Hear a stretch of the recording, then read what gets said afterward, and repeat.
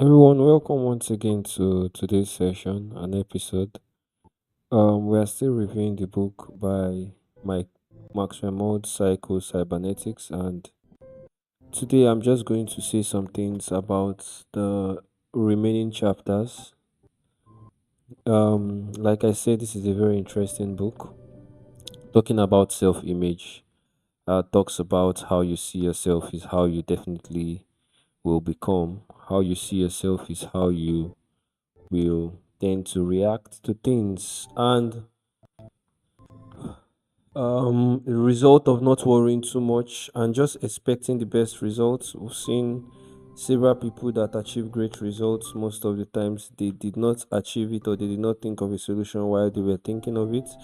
We saw Thomas Edison, we saw some other great scientists. So the book has just been all around how great the mind works, and how that when you start thinking of yourself in a particular way, you are definitely, things will tend to work out that way for you.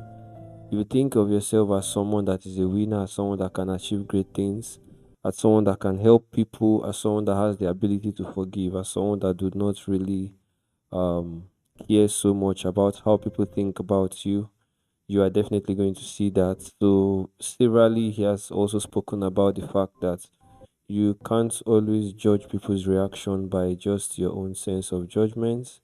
You can't always feel um you can't always tend to judge people's way of treating you by your own view, right? Because the world doesn't really revolve around you. So chapter 10 of this book basically talks about emotional scars.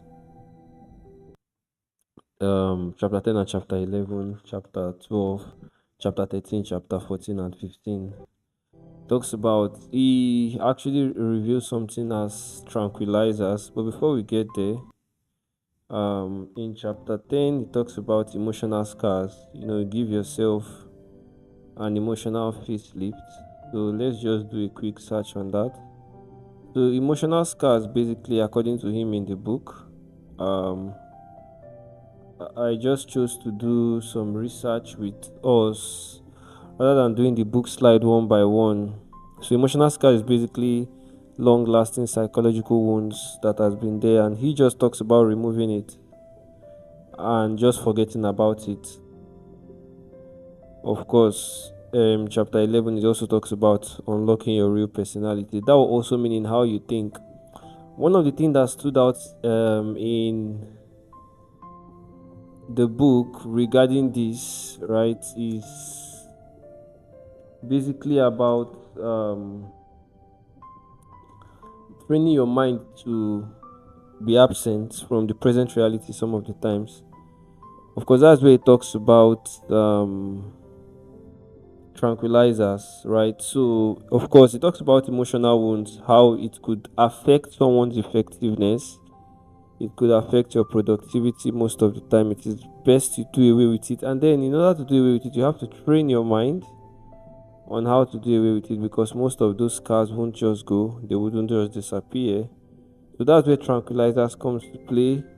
I think I had to search tranquilizers. Of course, the meaning is basically something that cools the mind. Of course, a medication or substance that acts on central nervous system to slow down brain activity. And according to Maxwell Maltz here, he was like, it's good to practice this most of the time.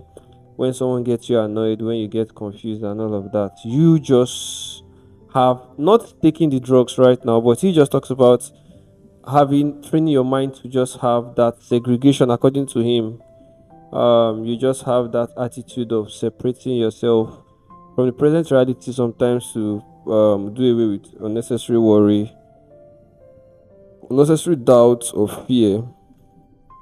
So this has actually been a great book, and basically a book about self-image, a book about how you see yourself. It it actually sounds popular. It sounds like something we hear every day. It sounds like something we sort of like do every day. It sounds like something we practice every day. But however, the book re-emphasizes the importance of self-image using several examples using several experience from several people, using several corrections and several illustrations, and this actually stood out for me a lot.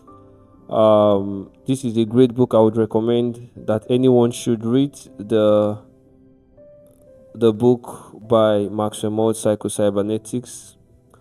Books is great. From the first chapter, it definitely talks about the self-image, the key to a better life. Just a brief recap of all chapters before concluding, or before we call it a wrap.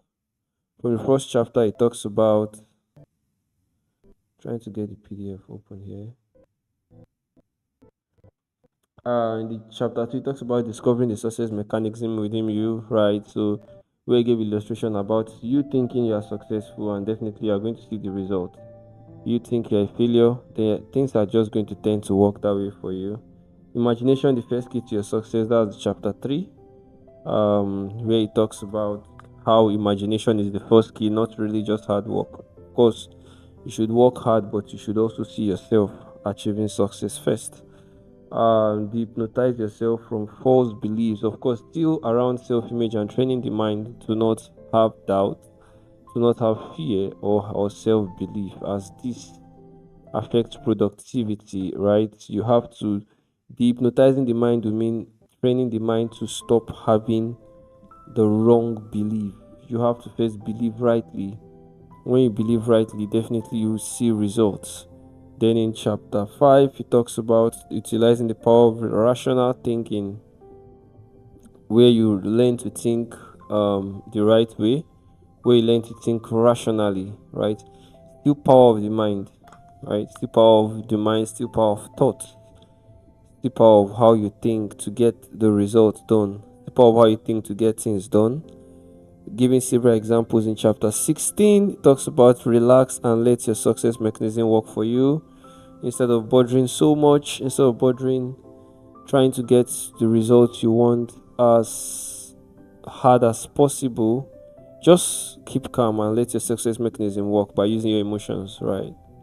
By using your imaginations. In chapter 7, you talk about the fact that you can acquire habit of happiness. You can acquire it, you can train your mind. So those are the things that actually stood out for me in this book. Chapter 8 talks about ingredients of the success personality and how to acquire them. Chapter 9, the failure mechanism, that's how to make it work for you. Instead of failure to work against you, you can actually make it to work for you. So these are actually great lessons that stood out for me in this book. How to train my mind to think the right way. If I keep thinking correctly, somehow the success mechanism, the 7 mechanism, is just going to direct me to that result. It's just going to take me there. I'm just going to achieve that without big bother.